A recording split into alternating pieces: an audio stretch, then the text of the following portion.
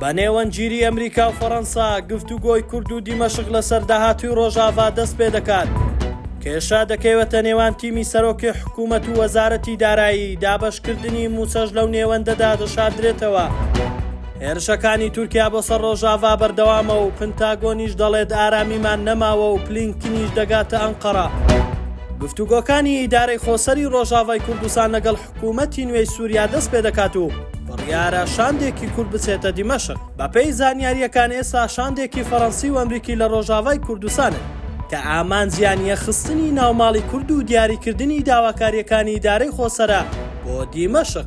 چاودێری گفتوگۆکانی کورد و دیمەشق بۆ پێکێنان لەسەر ئایندەی سووریا و مافەکانی کوردەکەن. پێشتریش مەزلوم عەبدی ئامادەی خۆی بۆ گفتوگۆ و هەماهەنگی لەگەڵ حکوومەتی ڕاگوزەری سووریا نیشاندا. چاوەڕێژ دەکرێت بەم جوانە شاندی ئیدارەی خۆسەر بچێتە دیمەشق. سەرەڕای ئەوەی لە ناوەڕاستی مانگی 12 نزیک دەبینەوە تاوەکو ئێستا حکوومەت یارێم لیستی موچەی مانگی دەیڕانە گەیاندووە. زیاتر لەوەش ئێستا کێشەکان لە نێوان وەزارەتی دارایی و تیمی سەرۆکی حکوومەت بەڕوونی هەستی پێ دەکرێت.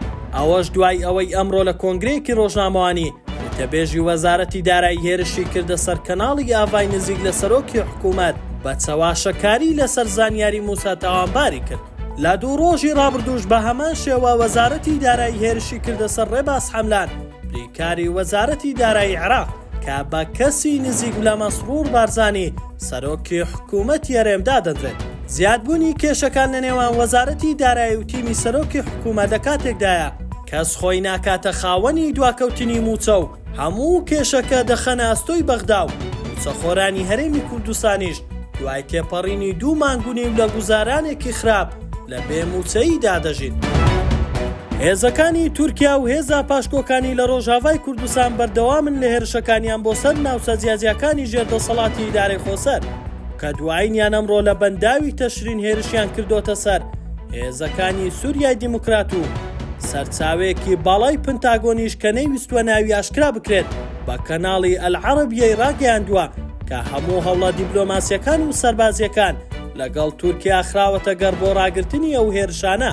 ئەو بەرپرسەی پنتاگۆن ئاماژەی بەوەش کردووە چاوەڕێ دەکەین لە 48 کاتژمێری داهات و هێرشەکان نەوەستێ ئەمریکا چیتر بێدەنگ دانانیشت. هاوکات بڕیاریشە ئەنتۆنی بلینکن وەزیری دەرەوەی ئەمریکا بگاتە ئەنقەرە بۆ نێوەنگیریکردن و کۆتایی هێنان بە هێرشەکانی تورکیا. هەر ئەمڕۆژ مەزلوم عەبدی فەرماندەی گشتی هەسەدەڕای گەیاند بەهۆی هێرشەکانی تورکیا سەرجەم ئۆپراسیۆنەکانمان دژی داعش ڕاگرتووە.